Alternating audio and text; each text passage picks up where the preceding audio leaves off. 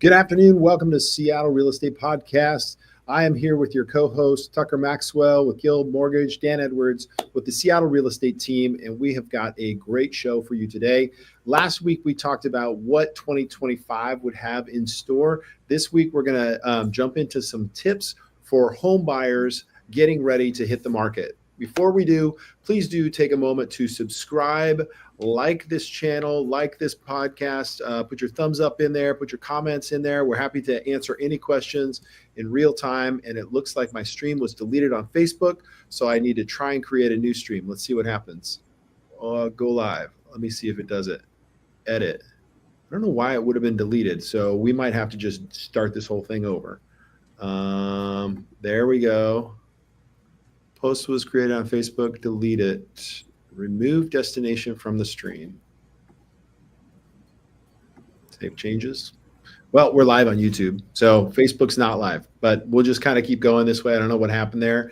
So yes, please do subscribe on our podcast. If you're listening, you're driving down the road and you've got questions for us, you can find either one of us by Googling Dan Edwards and the Seattle Real Estate team, or Tucker Maxwell with Guild Mortgage. We'd be happy to answer your questions offline, on the phone, via text, via chat GPT. No, I don't actually have an ability to do that. That would be cool. WhatsApp. What's that? WhatsApp? I'll use WhatsApp. Yeah, WhatsApp. So today we're going to talk about buyers getting ready. So buyers getting ready is a lot of people made resolutions. A lot of people don't do resolutions anymore, but they have had a goal of home ownership for a while, and they believe 2025 is that year to do it. And so we're going to start by jumping into some strong tips and a conversation on how to get there, how to get that first home, or if you're looking to move up, these tips will apply as well. All right. So first off, building a solid financial foundation. What does that look like for home buyers right now, Tucker? Yeah.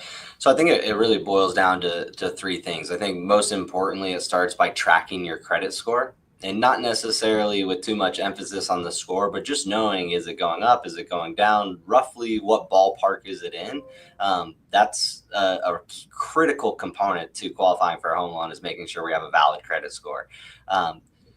Secondly, it would be, looking at your finances, understanding what money is coming in versus what's going out every month, and starting to evaluate what's a necessity, what is an absolute expense versus what are those things that we could maybe do without.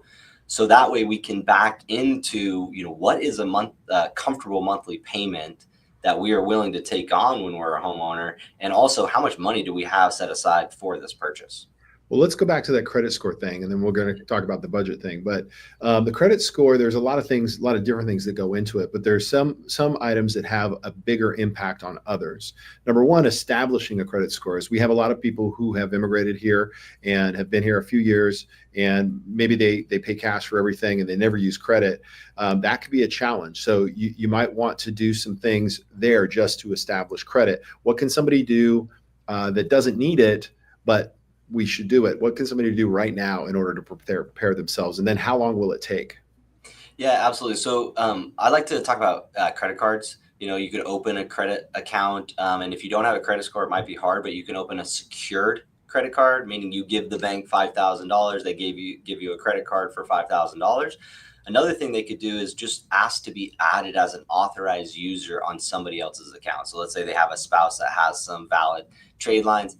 Let's put Dan on as an authorized user, and that will allow him to establish, credit right away. It still will take a number of reporting cycles for a score to post. What do you think? 3 of them? Yeah, that's what I always say. About 3 to 6 months, typically. Okay, so 3 to 6 months of some type of secured, and that's a safe way to do it. Secured, you could do a $500 secured card and go and buy gas with it and then pay it off, right? So that's definitely one thing that you can do, especially if you're adverse to credit, right? And then the next part of that is, let's say you already do have credit. In order to make sure you have the optimum credit score, is to keep your balances below 30% of their max. Exactly. Yep. Yeah. So if your credit card line is $5,000, you keep it under $600. Is that right? Is that 30%? 5, 10, 15, $1,500. Exactly. Yeah, that 30% is a big piece. The other thing is don't close cards. You mentioned these people that are adverse, they don't want to pay interest. Rather than closing the account, keep it open because part of your credit score derives from how long those accounts have been open. So even just carrying a zero balance with a long period of time is better than closing the account. Yeah, I love that.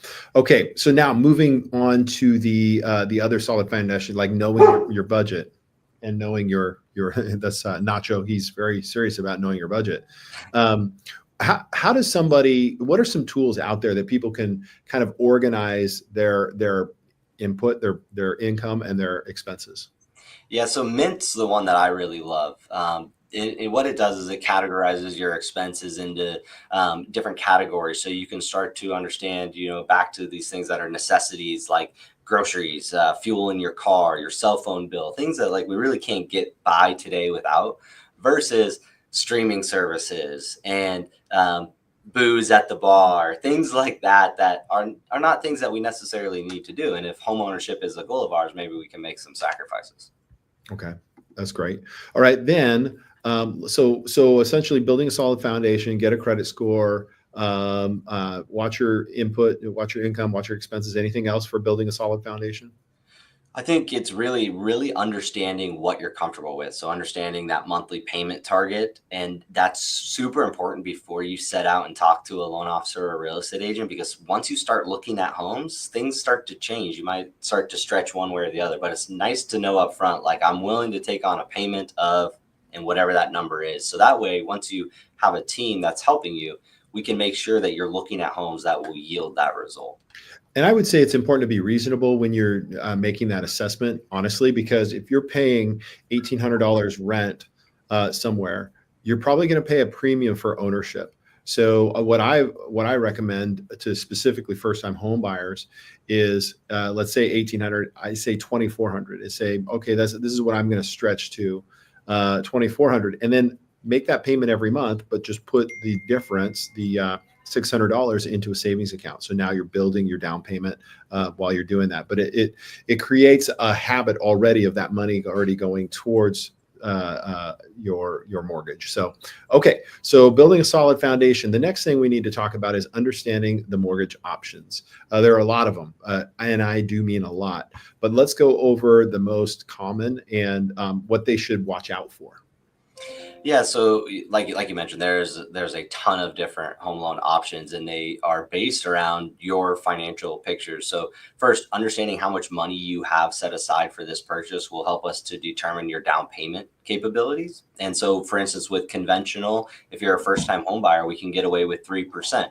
But if you're not a first-time home buyer, we may need 5% for a conventional mortgage. FHA requires 3.5% down. And for our veterans or those folks that are looking to purchase homes utilizing USDA loans, we can get 100% financing, no down payment. So there's a number of things that will allow us to determine your mortgage options by knowing how much money you have and your credit profile. Isn't it just better to put 20% down, save up for that? Dan, this is a common myth, but yeah, the reason for that is if you don't put 20% down, if you aren't a veteran, is it requires private mortgage insurance, which is required on a loan if you don't put 20% down. So that theory is most people are trying to avoid private mortgage insurance, which is an added fee as part of your mortgage payment if you're not putting 20% down. So that's why most people are really aiming for that 20% down payment. However, we have to remember that 20% is daunting. That's a big number, especially in the Seattle area with home prices the way they are. And so we have to kind of look at the timeline of how long does it take to save 20%. And maybe private mortgage insurance isn't so bad if I can buy today versus waiting a year or 2 years and buying a home at those future costs, which are probably going to be significantly higher than where we are today. Yeah, and I mean, this is an extreme example, but I my first home was 3% down. My second home was 3.5% down. My third home, I bought two homes with 20% down, right? Because I was able to pull that much equity out. And so if you take a smaller snapshot and say, 5 years, within 5 years, based on our appreciation rates, you should be within that 20% range. So you're almost skipping ahead in the equity buildup. So it's a misnomer. You can do the calculations. You're going to actually get quicker to 20% loan to value through appreciation than you are through a savings plan. Right. And not to mention, the other thing that I would advise is talk to a financial advisor. They may advise, like, let's say you have 20% down, but you're pulling money from stocks, or you're saving in a non-interest bearing account. They may say, hey, if we take 10% and we put it down on that home and you pay private mortgage insurance, here's what that cost is. But if we take that other 10% and invest it in another vehicle, stock market, bonds, whatever it may be, it can get a better return. So we have to look at the opportunity of those dollars as well. Yeah. So, okay. So what other kind of things do we need to talk about with regards to mortgage options? Anything else? I would say just, understanding what price point you're looking at. If you're looking at price points over $1 million, we're potentially at, if I go like this, you'll get blinded. Yeah, there you go. Nice. The sun is out in Seattle. Believe it or not, folks, the sun does shine here. It does. Jumbo loans are very different than conventional FHA and VA. So just know like what price point you're in. Those higher priced homes and higher dollar amount loan will require more trade lines, better credit scores, and so forth. And so if that is your goal, we may need to do some strategy up front to get you ready to qualify. Yeah. And this is kind of a plug for your expertise is there are many different loan programs to match the different borrower profiles. And a good mortgage broker understands the difference and how they can apply and benefit each individual.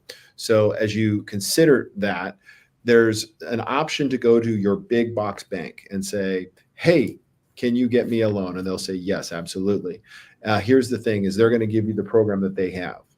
When you work with someone like Tucker, who is a mortgage broker, and has a bank behind him, you have all of the programs that the big box banks have, and then some, and then you have the ability to tailor the one that's going to match for you. So as we talk about this subject in this podcast, know that there are lots of options, and you need to have a professional that understands all the options in order to ensure that you're getting the one that matches your financial profile. Exactly. And presenting those to them. That's the other thing that I see is not all lenders that have many options will show you all. A great lender is going to say, hey, Dan, here's 3 options. And I want to walk you through the pros and cons of all of these to help you make the decision that's best for you versus me just saying, Dan, this is the one. Awesome. All right. So you've got a solid foundation. You met with somebody like Tucker. You've reviewed the different stuff. So what are some of the common financial pitfalls that are out there kind of ready to take you down? Yeah. So one is changing jobs or quitting your job when you're in the home buying process. That's going to Why would you do that? Changing jobs, I think, is one of the probably the more,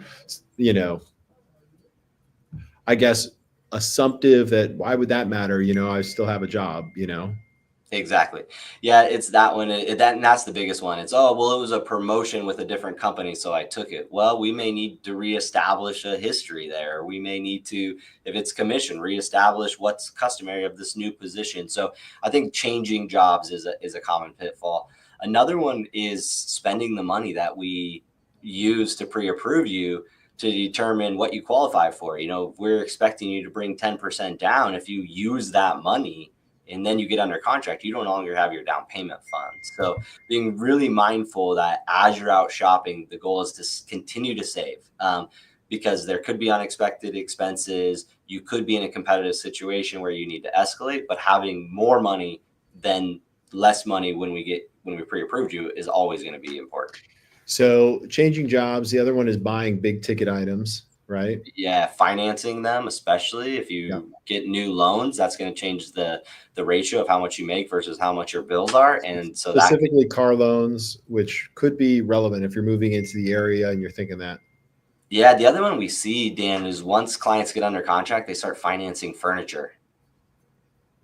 And so furniture. Wow. Yeah, so they go to more furniture, Ashley, and they, hey, I got to get a couch and I got to get all these things, and I want them to be there day one when I move in.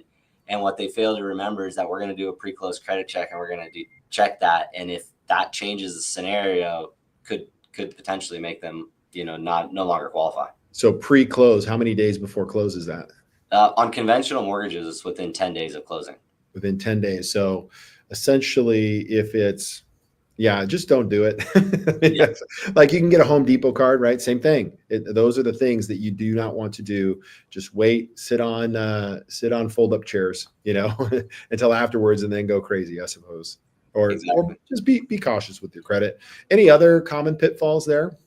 I think one is not getting like legitimate loan approximations before you make an offer. One thing we see is that they're just so anxious to make an offer. They make an offer and then they come to us and they get the loan terms and then they say, oh, that payment's outside of my range, or I don't have that much money. And it's like, well, these things need to be vetted before you make an offer. So as you're out shopping, make sure you really have the concrete numbers, so that way you don't find yourself falling in love with a home that you don't like the terms. Yeah, and again, going back to the big box banks, I don't want to, hound on them too much, but some of the transparency is missing in the process, in my opinion. And the best way to combat that is to say, Tucker, here's my pre-approval from this place. Will you review this and then tell me if your numbers match or if they can or they can't?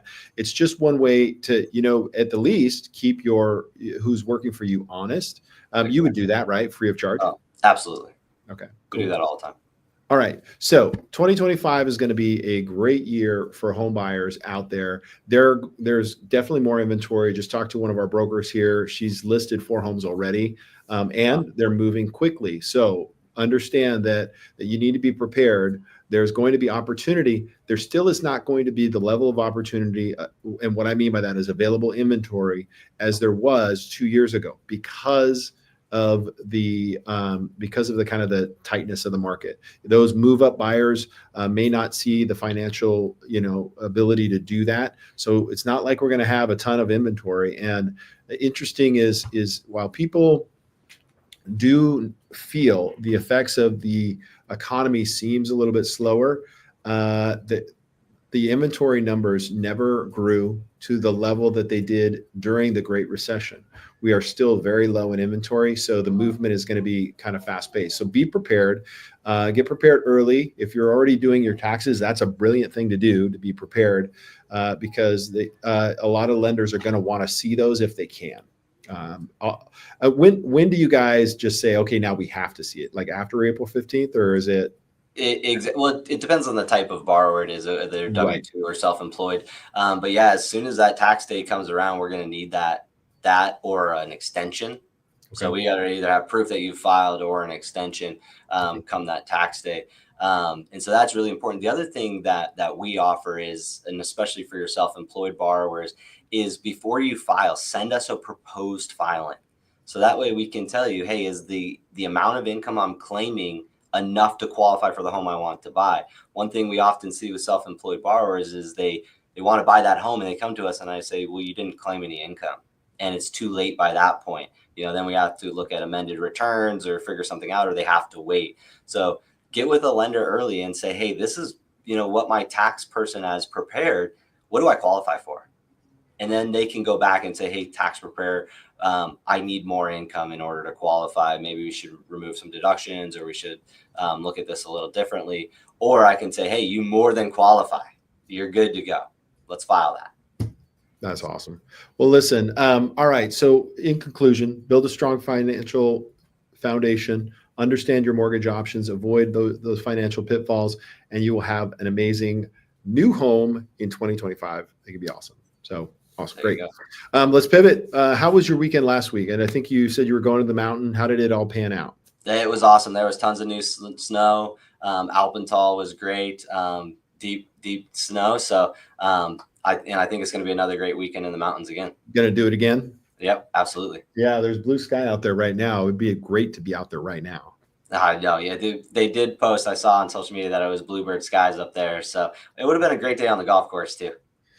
Well, yeah, that's a good point. Dang it. Yeah. Why did I sit here and hop on this podcast? Okay. Well, so for me, I think I'm heading out of town. I'm going to go check out Gig Harbor for a bit. And just kind of have a nice little relaxing weekend. There's so many like little areas you can go and just hang out, right outside of Seattle that feel like a whole different place, Exactly. Yeah. In 2 weeks for President's Day, MLK Day, I'm going to go to Ocean Shores and check out the ocean. Nice. All right. Very good. Well, thanks, Tucker. Appreciate you. Great podcast today. Everybody, you can reach Tucker. Let's see. Where's your number? There it is. Let's put it in. You can reach Tucker by the phone, 425-757-9202. You can reach me, 425-276-7008. This is a Seattle Real Estate Podcast. Thanks for listening/watching. If you have any questions, send them our way. We will address them in the future podcasts. Thanks for watching.